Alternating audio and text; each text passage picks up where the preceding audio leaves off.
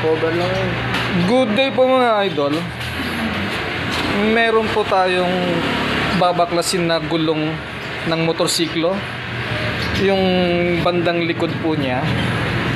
Ayan po.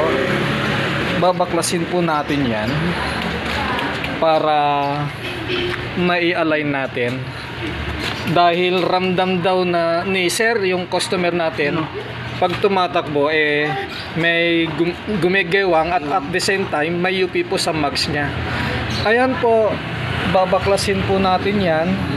Tapos abangan nyo po, isasalang natin sa ating mag wheel press machine para maipakita ko po sa inyo ang depekto niya. At pagkatapos ay ipapakita ko rin sa inyo pagka natapos na po natin, pag na-align na po natin ang mags. Yun lang po. Salamat. Bye-bye.